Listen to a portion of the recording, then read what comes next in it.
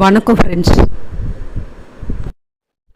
சாண்டிலியன் அவர்கள் எழுதிய மன்னன் மகள், அத்தியாயம் 70, கடல் காற்று. இது நிறைவு பகுதியும் கூட. கடலிலிருந்து எழுந்து வந்த வசந்த காலத்தின் இன்பமான காலை காற்று சூடாமணி விகாரத்தின் நடு மண்டபத்திலிருந்து முத்திரபிரான் சிலையின் கழுத்தை அலங்கரித்து நின்ற மலர் மாலையை மெல்ல அசைத்து கொண்டிருந்தது. அதிலிருந்து உதிர்ந்த ஒரு இரு புஷ்பங்கள் போதிசத்துவரின் காலடியிலே வணங்கி கிடந்த மகாவீரனின் தலை மீது உதிர்ந்தன. புறத்தில் இருந்த தூங்கா விளக்குகளின் ஒளி கூட அந்த வீரனின் கன்னங்களிலே பாய்ந்து அவற்றுக்கு மெருகூட்டியதன்றி நெற்றி விழுந்து சிந்தையிலே அவனுக்கு இருந்த சலனத்தை அறுக்க போதிசத்துவர் அளித்த ஞான ஒளி என படர்ந்து நின்றது. நீண்ட நேரம் கிடந்த அந்த வீரனின் உதடுகள் கச்சாமி என்ற மந்திரங்களை சற்று உரைக்க உச்சரித்ததால் அந்த மண்டபம் வளைந்து கிடந்த கூரையின் ஓட்டு கற்களும் அந்த மந்திரங்களை திருப்ப திருப்ப எதிரொலி செய்து அந்த சூடாமணி விகாரத்தில் எங்கும் சாந்தியை நிலவு செய்ய முயன்று கொண்டிருந்தன. ஆனால் தலை வணங்கி கிடந்த அந்த வாலிபன் மட்டும் மனதிலே சிறிதும் சாந்தி பெறாததால் மீண்டும் மீண்டும் அந்த மந்திரங்களை உச்சரித்துக் கொண்டு மீளா தியானத்திலே கிடந்தான். அப்படி நாடி அவன் திருவடிகளில் சரணடைந்து கிடந்த அந்த வீரனை அவனுக்கு பின்னால் நின்ற அருட்கண்களுடன் பார்த்து கொண்டிருந்த சூடாமணி விகாரத்தின் தலைமை பிச்சு மெல்ல தமது வலக்கரத்தால் தொட்டு, கரிகாலா எழுந்திரை, போதிசத்துவரின் அருள் உனக்கு கிடைத்து விட்டது என்று சற்றே அசைத்து எழுப்பினார். நித்திரையிலிருந்து வீழ்த்தவன் போல் நிச்சயிலிருந்து வீழ்த்த கரிகாலன் மெல்ல தன் தலையை திருப்பி சூடாமணி விகார தலைவரை நோக்கி, அருள் கிடைத்தது உண்மைத்தானா தந்தையே என்று வினவினான். சூடாமணி விகார தலைவர் சாந்தம் நிலவும் தமது விழிகளை சற்று அமைதியாகவே விரித்து இதயத்தில் எழுந்த ஆச்சரியத்தை முகத்திலும் காட்டி, என்ன சந்தேகம் கரிகாலா, என் வார்த்தையிலும் உனக்கு சந்தேகமா என்று வினவினார். இல்லை தந்தையே என்றான் கரிகாலன். மூத்திரபிரானின் திருவடிகளை விட்டு எழுந்திருந்து 2 அடிக்கு பின்னால் நகர்ந்து தனது குருநாதரை ஏறிட்டு நோக்கி கொண்டே சூடாமணி விகார தலைவர் அருகில் வந்து கரிகாலனின் தலையிலே தமது திருக்கரத்தை வைத்து தடவி அதில் கிடந்த ஒரு புஷ்பத்தை எடுத்து கரிகாலனிடம் காட்டி, கரிகாலா, நீ போதிசத்துவரின் திருவடிகளில் கிடந்த போது இது அவர் மலர் மாலையிலிருந்து உன் தலையில் முதிர்ந்தது. இன்னொரு புஷ்பம் இருந்ததை பார்த்தேன். அவர் உன்னை பாவனமாக்கி இருக்கின்றன கரிகாலா என்று விளக்கினார். தந்தையே, தங்கள் வார்த்தைகளில் எனக்கு சந்தேகம் இருக்கவில்லை. ஆனால் அருள் கிடைத்தவன் மனத்தில் சாந்தி இருக்க வேண்டுமே, அது இல்லையே. என் மனம் எதிரே உள்ள கடல் அலைகளை போல் கொந்தளிக்கின்றதே என்றான் கரிகாலன். குழந்தாய், கொந்தளிப்பை அடக்குவது உன் கடமை. மனக்குதிரையை அடக்குவனே உண்மையான சாரதி என மகாபாரதமே கூறுகிறது. மனித வாழ்வாகிற கடலிலே ஆற்றையே ஜலம், அதை பெரும் அலைகளாக எழுபவை அந்த சந்தர்ப்ப கொண்டு மரக்கலத்தை செலுத்தும் மாலுமி. அத்தகைய மாலுமியாக நீ திகழ வேண்டும் கரிகாலா என்ற வார்த்தைகளை மிக அழுத்தமாக உச்சரித்து சாந்தமாக பேசினார் சூடாமணி விகார தலைவர். தந்தையே, சந்தர்ப்பங்களை எப்படி வெற்றி கொள்வேன்? இங்கிருந்து கிளம்பிய நாள்களாக என் வாழ்வில் எத்தனை பேர் வழிகள் வந்து என் பாதையில் குறுக்கிட்டிருக்கிறார்கள். அனாதை என்று புறப்பட்டவன் சோழ அரசுகுல வம்சத்து மகனானேன். சதியில் சிக்கினேன். 2 மாதர்களின் காதலில் கட்டுண்டேன். ஒருத்தியை மணந்தேன், மற்றொருத்தியை கைவிட்டேன். தாயை பார்த்தேன், அவளை தாய் என்று வெளி சொல்லும் உரிமை இழந்தேன். இப்பொழுது விட்டு என்னை கடத்தி செல்ல எதிரே கடலில் மரக்கலங்கள் சுத்தமாக நிற்கின்றன. இது என்ன வாழ்க்கை தந்தையே என்று மனம் நிகழ்ந்ததால் குரலும் தழக்க கேட்டான் கரிகாலன். வாழ்க்கையை நிர்ணயிப்பது நமது கடமை அல்ல குழந்தாய். அதை நிர்ணயிப்பது நமக்கு மீறிய சக்தி. அந்த சக்தி விரும்ப பாதையில் வாழ்வது நமது கடமை. 2 மாதர் உன்னை காதலித்தது உன் தவறல்ல. ஒருத்தி மீது நாட்டம் கொண்டதும் உன் தவறல்ல. விதி புயலில் மனிதர்கள் பலபடி எடுத்து வீசப்படுகிறார்கள். யார் யார் எங்கு மோதிக்கொள்கிறார்களோ யார் கண்டது? இயற்கையின் விசித்திரத்தை நாம் அறிய முடியுமா? செங்கமல செல்வியை பற்றி கவலைப்படாத கரிகாலா. அவள் அரையன் ராஜராஜனை போல் மிகுந்த உறுதியுடையவள்.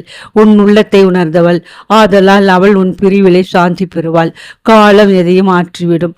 உன் அன்னையை பற்றி என்ன கவலை? அவள் ஏற்கனவே நீ செல்ல போகும் மரக்கலத்தில் இருக்கிறாள். கரிகாலன் விழிகள் நன்றி அறிதலுடன் சூடாமணி விகார தலைவரை நோக்கின. என்ன, என் அன்னை வந்து விட்டாளா? கூரத்தில் இருந்தா? எப்பொழுது என்ற மிதமிஞ்சி ஆசையால் விடுவிடுவென்று வினவினான். சாந்தம் நிறைந்த புன்முறுவல் ஒன்று சூடாமணி விகார தலைவர் உதடுகளில் தவழ்ந்தது. ஆமாம் கரிகாலா, உன் அன்னையை யாரும் அறியாமல் வரவழைத்து மூத்த சன்னியாசிகளின் உடையில் உன் மரக்கலத்துக்கு அனுப்பிவிட்டேன். அவளுடன் நிரஞ்சனா தேவியும் உனக்காக அதோ கடலில் ஆடி நிற்கும் மரக்கலத்தில் காத்திருக்கிறாள். உன் அன்னையை உன்னுடன் வெளிநாடு காட்சியின் நிலவரை கூடத்தில் சொன்னேனே, அந்த வாக்குறுதியை நிறைவேற்றி விட்டேன். உனக்காக வெளியே கடலில் நாகப்பட்டினத்துக்கு போட்டியாக இன்னொரு நகரமே உதயமாகிவிட்டது போல் 100 மரக்கலங்கள் நிற்கின்றன கடற்கரையில். ஆரியன் ராஜராஜன் முதலிய படைத்தலைவர்கள் உன்னை கடாரத்தீவுக்கு வழி அனுப்ப காத்து கொண்டிருக்கிறார்கள். போ கரிகாலா, போ. தமிழகத்துக்கு புறம்பேயும் உன் புகழ் பரவப் போகிறது. அரச வம்சத்தில் பிறந்த உன் பெயர் அரசு மரபு குறிப்புகளில் மறையலாம், சரித்திரத்திலும் மறையலாம். ஆனால் மக்கள் மனத்திலிருந்து மறையாது. உன்னுடன் வசித்த புத்த பிட்சுக்கள் உன்னை மறக்க மாட்டார்கள். வையகம் வாழ தன் வாழை துறந்த புத்தர் பிராணின் கொள்கைகளை கடாரத்தீவிலும் பரப்ப போய் வா என்று அவன் கடமையின் திசையை சுட்டி காட்டினார் சூடாமணி விகார தலைவர். அவர் கூறியதை ஆமோதிப்பவன் போல் வெளியில் துந்துபி வாத்தியங்களும் முழங்கின. கரிகாலன் தந்தையின் காலடிகளில் விழுந்து வணங்கிவிட்டு அவருடன் விகாரத்துக்கு வெளியே வந்தான். சோழ நாட்டின் மாபெரும் படைத்தலைவனையும் கண்டதும் மீண்டும் துந்துபிகள் முழங்கின. எதிரே கடலில் இருந்த மரக்கலங்களில் இருந்து புலிகொடிகள் கரிகாலனை வா வா என்று அசைந்தன. பிறந்த மண்ணின் மீதுள்ள ஆசையை விடு கரிகாலா, இதோ நான் உனக்கிடம் தருகிறேன் என்று சொல்வன போல் கடல் அலைகள் பெரிதாக கர்ஜித்தன. அமைதியுடனும் சாந்தியுடனும் சைனியங்களின் கூட்டத்திடையே நடந்து சென்று அரியன் ராஜராஜன் நின்றிருந்த இடத்துக்கு வந்து அவன் கால்களில் வணங்கினான். தன் பிள்ளையை பயண கோலத்தில் கண்ட அரியன் ராஜராஜன் கண்களில் நீர் சுரந்தது. வாய் பேச மறுத்தது. ஆகவே கரிகாலனை இரு கைகளாலும் தடவி கொடுத்தான். அரியன் ராஜராஜனுக்கு அருகே நின்றிருந்த செங்கமல செல்வி அன்று பூரண போர் உடை அணிந்து கம்பீரமாக காட்சியளித்தாள். கங்கை போரிலே அவள் கன்னத்திலே ஏற்பட்ட சிறு காயத்தின் தழுவு கூட அன்று அவள் அழகை அதிகப்படுத்தி காட்டியதே தவிர சிறிதும் குறைக்கவில்லை. கரிகாலன் அவள் இரு கைகளையும் பிடித்து கொண்டு செல்வி என்றான். ஏதும் பேச வகை இல்லாததால் அவள் அழகாக புன்முறுவல் செய்து, கடல் கடந்தும் சோழ நாட்டு புகழை பரப்புங்கள் படைத்தலைவரே, சென்று வாருங்கள் என்று தைரியமாகவே பேசினாள். பதில் சொல்ல முடியாமல் தயங்கினான் கரிகாலன். அவள் புன்முறுவல் வேஷம் என்பதையும் அவள் உள்ளம் வெடித்து கொண்டிருக்கிறது என்பதையும் உணர்ந்த கரிகாலன் மீண்டும் ஏதோ சொல்ல வாயெடுத்ததை அவளை தடுத்து, போய்விட்டது தலைவரே, சென்று வாருங்கள். எனக்கு என் வாழ்த்தான் இனி வாழ்வுக்கு துணை.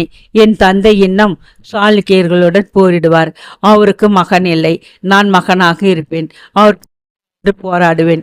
எனக்காக கவலைப்படாதீர்கள். நிம்மதியாக சென்று வாருங்கள் என்று கூறி கடலை நோக்கி கையையும் காட்டினாள். கடல் பேரழகியை ஒரு பார்வை பார்த்துவிட்டு தலை குடிந்த வண்ணம் அணிவகுத்து நின்ற படைகளை நூடே சென்ற கரிகாலன் நின்றிருந்த சைவ துறவியாரிடம் சென்று, ஜெயவர்மா, நீ குறுக்கே வந்திராவிட்டால் வாழ்வில் நான் அறிந்திருக்க மாட்டேன். இந்த சீக்கிரத்தில் எனக்கு வந்திருக்காது. அதற்கு இதோ பரிசு என்று கூறி தன் கழுத்தில் ராஜேந்திர சோழ தேவனால் போடப்பட்ட செங்கதிர் மாலையை எடுத்து அவரிடம் கொடுத்து, சேர மன்னரிடம் இதை கொடு.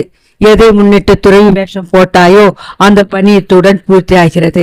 சக்கர கோட்டத்தில் உண்மை சொல்லி சோழர் படைகளுக்கு பெருவெற்றி அளித்ததற்காக இதை உனக்கு அளிக்கிறேன் என்று சொல்லிவிட்டு கடற்கரையை நோக்கி நகர்ந்தான். அவனை தொடர்ந்து போர் உடைகளை அணிந்த மாலுமிகள் சென்றார்கள். அவனையும் இன்னும் பல வீரர்களையும் ஏற்றி செல்ல அலங்காரம் செய்யப்பட்ட படகுகள் கரை ஓரத்தில் இழுத்து விடப்பட்டிருந்தன. பல படகுகளுக்கு நடுவே நடப்பட்டிருந்த புலிகொடிக்கு கீழே கரிகாலன் நின்று கொண்டான். பேர் இறைச்சலுடன் மாலுமிகள் படகை தள்ளினார்கள். 100 படகுகள் நகர்ந்தன.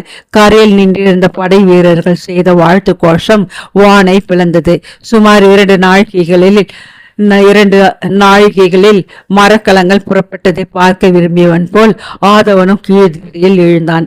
அவன் வீசிய பொற்கிரணங்களில் மின்னி ஆடிக்கொண்டு 100 மரக்கலங்கள் பாய் விரித்து நகர்ந்தன. அந்த மரக்கலங்களை பார்த்து கொண்டு கரையில் நின்றாள் செங்கமல செல்வி. அதுவரை உறுதியுடன் நின்ற அவள் உள்ளத்தின் கரை உடைந்து அதிலிருந்து பாய்ந்த உணர்ச்சிகள் கண்ணீராக வெளிவந்தன. அவள் குலுங்கி குலுங்கி குழந்தை போல் அழுதாள். அரியன் ராஜராஜன் தன் குழந்தையை ஆதரவாக அணைத்து கொண்டு சொன்னான், குழந்தாய், வருந்தாதே, தியாகத்தால் தான் பெரிய சாம்ராஜ்யங்கள் ஸ்தாபிக்கப்படுகின்றன. அதோ அந்த மரக்கலத்தில் போகின்றது 3 தலைமுறைகளை சோழ மண்டலத்துக்காக தியாகம் செய்த பெரிய குடும்பம். அதை போகிறான். சோழ நலனுக்காக நாட்டையே துறந்த மணிமகுடத்தையும் பேரரசையும் உதறிவிட்ட மகாபுருஷன். அந்த தியாக அக்னியில் நீயும் குளித்து விடு மகளே, உன் மனத்திற்கு சாந்தி ஏற்படும் என்று மெல்ல மெல்ல அழுகையை நிறுத்தி அவள் கரிகாலன் செல்லும் அறக்கலத்தை நோக்கினாள். அத்துடன் நிலத்தை பார்த்து கொண்டே அவர், பேரரசை மட்டுமா தியாகம் செய்தார்? என்னையும் தியாகம் செய்தாரே அப்பா, ஆனால் நான் எப்படி அவரை தியாகம் செய்வேன் என்று சொன்னால் செங்கமல செல்வி, தியாகத்திற்கு எல்லை எதுவுமே கிடையாது மகளே. பெற்ற மகனான உன் வாழ்வையே நான் தியாகம் செய்து கரிகாலனை கடல் கலந்து அனுப்பவில்லையா? நான் இஷ்டப்பட்டிருந்தால் வேங்கி போரை தடுத்திருக்க முடியாதா? தடுத்திருந்தால் ராஜராஜன் அறிந்திருந்தான் முடி சூடியிருப்பானா? அல்லது நிரஞ்சனா தேவி தான் கரிகாலனை வதுவை செய்து கொண்டிருப்பாளா? வா மகளே, சோழ நாடு நம்மை அழைக்கிறது. இன்னும் ஜெயசிம்மன் உயிரோடு இருக்கிறான். வா, சாளுக்கியர் எல்லைக்கு செல்வோம், நமக்கு பாசறை இருக்கிறது என்று கூறிவிட்டு பக்கத்தில் இருந்த புரை மீது ஏறினான். தந்தையின் வார்த்தைகளால் ஓரளவு சாந்தியை ஏற்பட்டது அந்த வீரமகளின் உள்ளத்துக்கு. தன் வாளை ஆசையுடன் ஒரு முறை தடவி கொடுத்து கொண்டாள். வங்கக்கடலில் வசந்தத்தின் காற்றில் நிலவு பாய்ச்சி இன்ப ஒளியில் பாயுரித்து ஓடிய மரக்கலத்தின் உள்ளறை பஞ்சனையில் நிரஞ்சனா தேவி இரையற்ற அலங்காரத்துடன் தேவ கன்னிகை போல் படுத்து கிடந்தாள். அந்த பஞ்சனை முகப்பிலே ஆழ்ந்த யோசனையிலே உட்கார்ந்திருந்தான் கரிகாலன். அமுத கலசங்கள் அருகில் இருக்க அமுதத்தை பருகாத அறிவொளி ஒருவன் இருப்பானா என்று ஏளனம் செய்வது போல் கடலைகள் அந்த மரக்கலத்தின் பக்கவாட்டுகளில் தாக்கி கலுக்கலுக்கென்று நகைத்தன. ஆனால் அவன் அசையவில்லை, யோசனையிலே ஆழ்ந்திருந்தான். நிரஞ்சனாதேவி வெட்கம் தழும் விழிகளை கரிகாலனின் குழந்தை முகத்தின் மீது ஆசையுடன் நாட்டிக்கொண்டு பஞ்சனையில் சிறிது உருக்குளித்து உடலோடு உடல் உராய அவன் கையை தன் மலர்கரத்தால் பற்றி என்ன ஆழ்ந்த யோசனை என்று வினவினாள். பிறந்த மண்ணை விட்டு போகிறோம் நிரஞ்சனா என்றான் கரிகாலன் பெருமூச்சு விட்டு கொண்டே.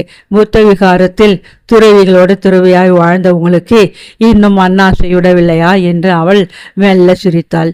அவன் அவளை நோக்கி திரும்பினான். மோகனாகரமாக கிடந்த அவள் உருவத்தில் அழகு பிம்பங்கள் அவனை வாவென்று அழைத்தன. பல நாள்களுக்கு முன்பு வசந்த மண்டபத்தின் பஞ்சனையில் படுத்து கிடந்த நிலையில் அன்று அவள் இல்லை. முன்பு அவள் மூடி கிடந்த புஷ்பம், இதழ்களை விரிக்காத மொட்டு, ஒடுங்கி ஒரு கழித்து மாறன் வில்லை போல் வளைந்து கிடந்தாள். இன்றோ அவள் விகசித்த செந்தாமரை, மாறன் விளையாட்டுக்கான மலர்ச்சோலை. நன்றாக அலட்சியமாக பக்கத்தில் இருப்பவனுக்கு தான் சொந்தம் என்ற நினைப்பில் எழில்கள் நன்றாக புலப்படும்படியாக கிடந்தாள். ஆசை அவள் நாணத்தை அறுத்திருந்தது. அவள் பார்வை அவன் சிந்தனையை அடியோடு கலைத்து விட்டது. சொந்த மாளிகையில் கண்ட அந்த காமன் கரும்பு வில்லின் கனிரசங்கள் இனி தனக்கு சொந்தம் என்ற நினைப்பு மண்ணாசையை வெட்டி பெண்ணாசைக்கு இழுத்தது. அந்த வீரனின் அந்த ஆசை ஒலிக்கு அவள் சிரித்து சுருதி கூட்டினாள். அவன் கையை பிடித்து அவள் கருத்துக்கு தான் என்ன துணிச்சல்? ஆசை வைக்க முடியாது என்பது உண்மைத்தானா? இதை நினைத்து உணர்ச்சிகளால் நிகழ்ந்த நிரஞ்சனாதேவி அவனை பார்க்கவும் வெட்கினாள். அந்த வெட்கம் அவளுக்கு இன்னும் அதிக அழகை கொடுத்தது. அவள் அசைவுகளால் அவள் மதுர உடல் அவன் உடலில் உராய்ந்து இன்ப அலைகளை அவன் உடலில் மட்டுமன்றி உள்ளத்திலும் பாய்ச்சியது. அலைகள் பேரறவும் செய்தன. நிலை குலைந்த கரிகாலனுக்கு நிரஞ்சனாதேவியின் தலையிலிருந்த ஜாதி மல்லிகை புஷ்பங்களின் வாசனையை எடுத்து வந்து கொடுத்ததன்றி இதென்ன புஷ்பம்? அதோ அவள் உடலிலே எத்தனை புஷ்பங்கள் கரிகாலா என்று கடற்காற்று அவன் காதிலே ஊதியும் சென்றது. அவன் அவளை நெருங்கினான். அவள் மோகன புன்முறுவல் செய்தாள். அடுத்த வினாடி அவன் வலிய கரங்களிலே அவள் சிறைப்பட்டு கிடந்தாள். முகம்தான் குழந்தை முகம் இவருக்கு. மற்றபடி என்று நினைத்த அவள் மேலே நினைக்கவும் முடியாமல் வெட்கி நின்றாள். அவள் மட்டுமா வெட்கினாள்? வானத்தில் ஓடிய மதியம் வெட்கி தன் முகத்தை ஒரு முறை மேக கூட்டத்தில் புதைத்து கொண்டது. தமிழ்நாட்டின் கரை தூரத்தை மறைந்து கொண்டே நின்றது. மரக்கலத்தின் உள்ளே இருந்த அறையிலும் எத்தனை உணர்ச்சி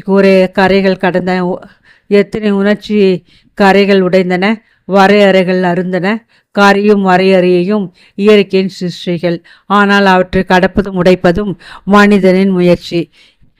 இது மனிதன் உதயமான நாளாய் இருந்து வரும் இயற்கையின் நியதி. இத்துடன் இந்த மன்னன் மகள் கதை முடிவடைந்தது. முற்றும். நன்றி, வணக்கம்.